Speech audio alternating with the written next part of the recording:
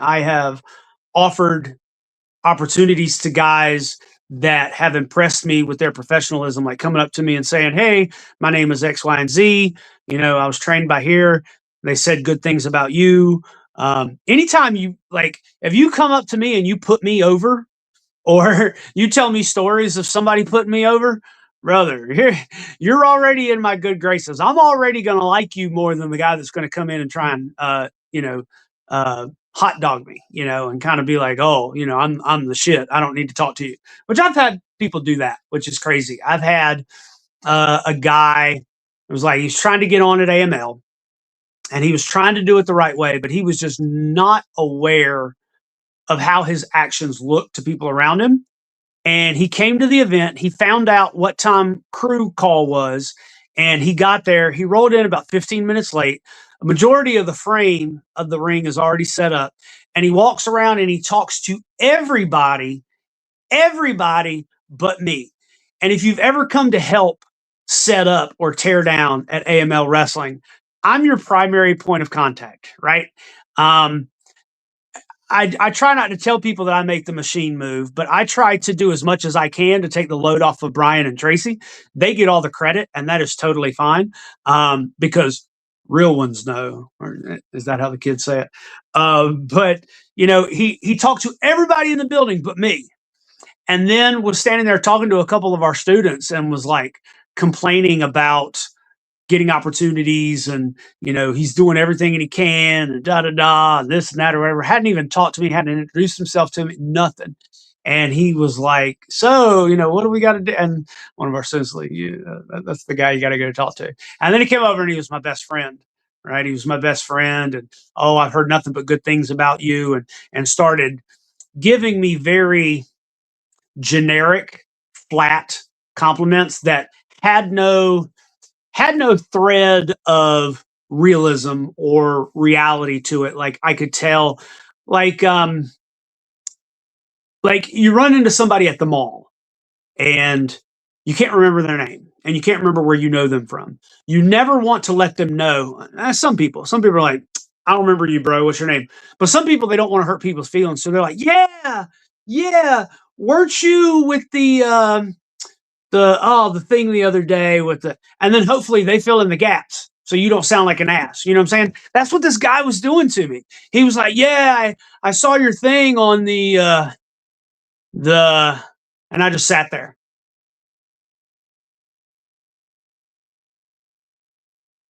Oh, I wasn't giving him no help. Hell no, I wasn't giving him any help. You dig your own grave, brother. And then eventually, he was like, "I guess I did a good enough job, and I did enough of an introduction." He walked off and did some other things or whatever. But it was like, and then an hour later, Brian comes up to me and he's like, "Hey, who's the goof in the whatever shirt?" And I told him, and he was like, "Oh, because he's a fucking idiot and he needs to leave." Oh crap. Okay. So I was like, "Hey man, I thank you for coming out. Appreciate your help. Da, da, da, but hey, you can go ahead and head on home." And it's just people squander opportunities and they don't even know it. You know, we've got a couple students that are young, right? I'm older, so I could be that old man yelling at the clouds. But I remember being 15, 18, 21 years old. Man, I had no shit. And you can't fault somebody for not knowing something. You just don't know. My mother and I were talking to my oldest daughter. She's 20, talking to her about a cheese ball. She had no idea what a cheese ball was. Of course, she's 20. Where would she be in a position to know what a cheese ball is? So you forget that people don't know things right out of the gate and they have to learn. And so I have a very fun way of trying to teach people. I'll be mean in a sarcastic way. Like I told a young student the other day, I was like, "Bro, you're fired. You totally sucked at that job. You're fired." He was like, "Oh my god," like panicking, eyes wide. Oh, he destroyed the universe, right? And I'm like, "Look, in all seriousness, it's not that big of a deal. You didn't do this, you didn't do that. Now you know for next time. I was just giving you a hard time."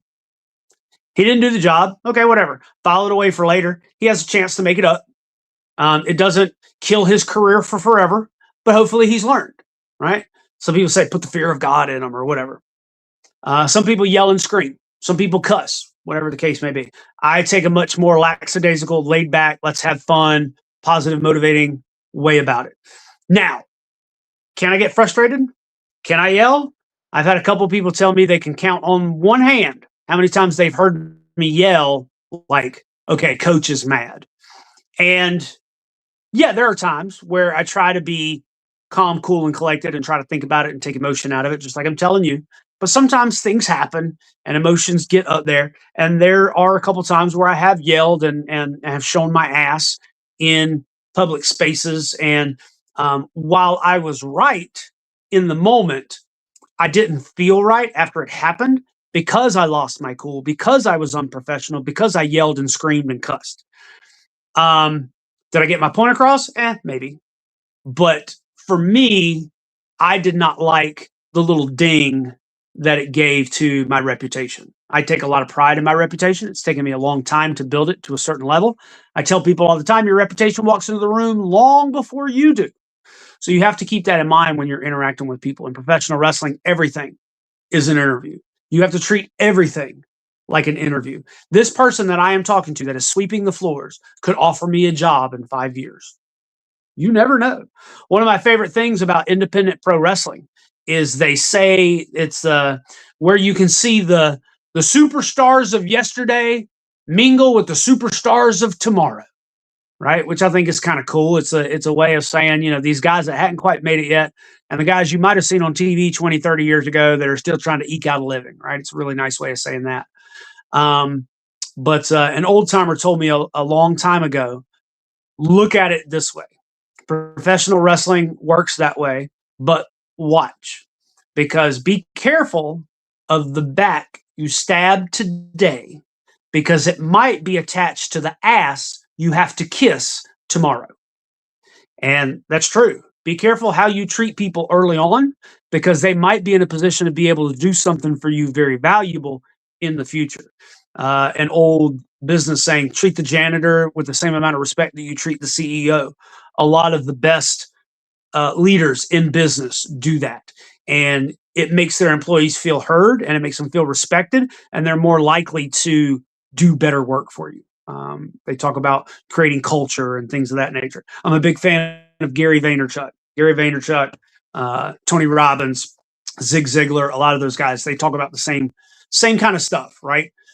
Mindset and the way you treat people. And kindness is king.